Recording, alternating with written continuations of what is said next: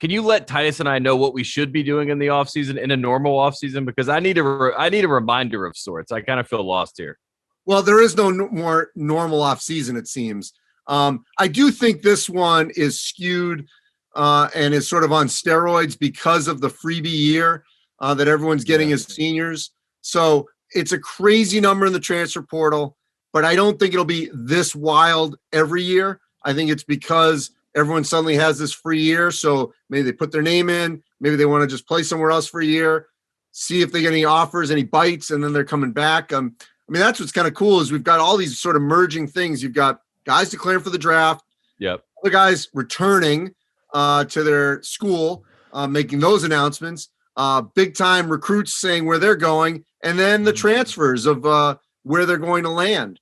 And that's going to continue really throughout the spring. The transfers will start to trickle down at some point, but then we'll get into the draft of who's going to stay and who's going to go. Although I think for the most part, the big names I think will stay in the draft. Unlike last year, if you remember, because the draft dragged and dragged and dragged, we didn't know when it was going to be. Ultimately, it was in November. You had a lot of players that flirted with it and then immediately sort of decide, you know what?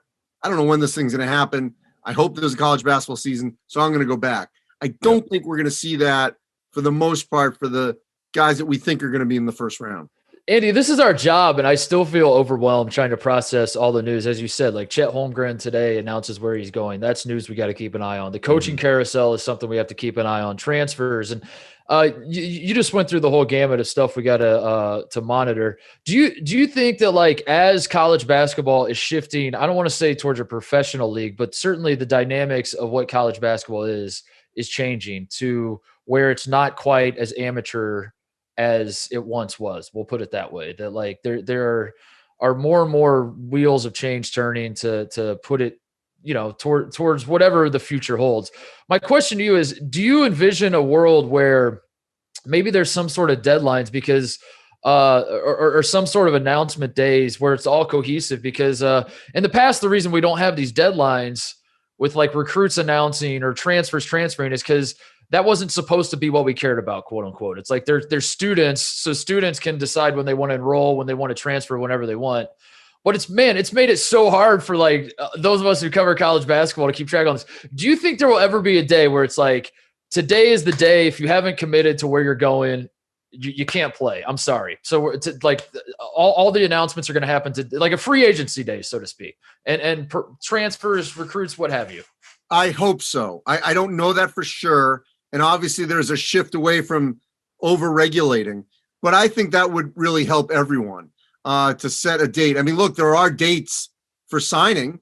There's a signing day or week really in November. I've always thought the one in the spring is way too long. I mean, it's like a month, and I don't think you need that long. So I would like that to be shrunk, and I would love to see the transfer portal basically be, maybe it is just 1 week. And maybe that's, mid-May, late May, something like that. I mean, because the reality is, once we get to a more normal time frame, and I don't want to, and I'm going to take this from the player perspective. Obviously, the coaches want to know what their roster is going to be. But once we get to where everything starts to sync up more, and the NBA draft, I think, goes back to late June versus late July, I think also because summer school has become such a big deal right now, and getting there early in June, late June, early July for, getting with your teammates and taking classes and things like that. I do think that you need to know earlier where you're going to go.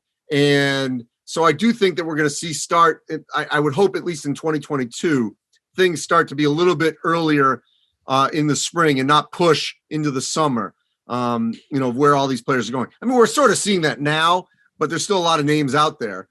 And so I'm hoping, to your point, that we will get at least some of those dates. It's got to be frustrating, like, trying to construct a roster when, like, you say you need a point guard, you sign a point guard, and then the next week some all conference caliber point guard says, I'm entering the transfer portal. And you're like, no, hang on a second. Wait, what? And, like, you want to reverse that. So I don't know if there's I don't know what the answer is, because as I said, like, you got to be careful. That's always the thing with the NCAA, with college. Well, it's interesting. So I think it's a great sort of segue of what was going on with, there was sort of moving pieces here with Chet Holmgren with Gonzaga, Walker Kessler, because Gonzaga thought they were getting Walker Kessler, and then Drew Timme, who is the sort of the third piece. He hasn't officially said what he's doing as we're taping, but I think he's going to return. But Walker Kessler, I do know, was sort of still weighing, okay, is Holmgren definitely coming? Is Timme staying? I don't want to be in a logjam like I was at Carolina. And so he decided, I'm not going to wait. I'm going to commit to Auburn, where I have another connection. And so he decided to do that. Yeah, another connection for sure. Connection. Yeah, it's some form or fashion. So anyway, but suppose he's got a summer house in Alabama. I bet he does. I bet he does.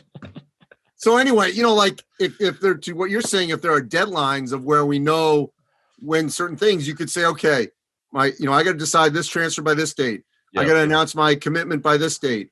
I got to decide if I'm going to withdraw from the draft or declare for the draft by this date. So at least things line up a little bit more, which, by the way, that would have been quite a trio right there if Kessler decided to go to Gonzaga with Holmgren and what I would expect to be Timme, but he decided not to. So he's going down to Auburn. Yeah, I can only imagine Walker Kessler going to Gonzaga and then playing behind Chet Holmgren and Drew Timme. That would that would not be very fun for him. Andy, I had to ask this because I'm getting confused. It seems like every player, like Trent Frazier, is the perfect example of this. First, there's an announcement that says he's going to go test the waters in the NBA. Then there was an announcement that he is like thinking of something else. Like, he had a dream emoji, and that was an announcement. Then the third announcement was he's coming back to Illinois. So, like, how are you keeping up with all the announcements? Because every time I see one, it takes me to the third paragraph to figure out what they're announcing. I know it's an announcement, but it's just so much. There's just so much that goes into it. Well, and he's another great example because, I'm sure he knew, and we all assumed that Iowa was going to declare for the draft. Yep. But probably didn't know that Adam Miller was going to transfer. Mm-hmm. He was a big piece of that Illinois team, freshman. That was a surprise, I think, to Brad Underwood and everyone. He leaves. Andre Cabello has said I'm assuming he's returning. Yep. So now the dynamic changes for Trent Frazier. Like, wait a minute, I can be back to sort of when he got there, he was more the guy. Then Ayo comes in, he takes a back seat. Then Cabello comes in last year, and he's kind of taking another back seat. And now he can sort of come back again where, wait a minute, it can be me and Andre Cabello. We're the 1-2 punch in the backcourt, and we're the guys. And so now the situation is sort of opened up for him to come back. Doesn't have to even learn any new teammates, new system. He's not ready for the NBA. And it's just like, it's a good situation for him. Hey there, thanks for watching Titus and Tate. For the full friend of the program experience, subscribe right below and come join us for all things college basketball. The action is heating up. Come join Titus and Tate.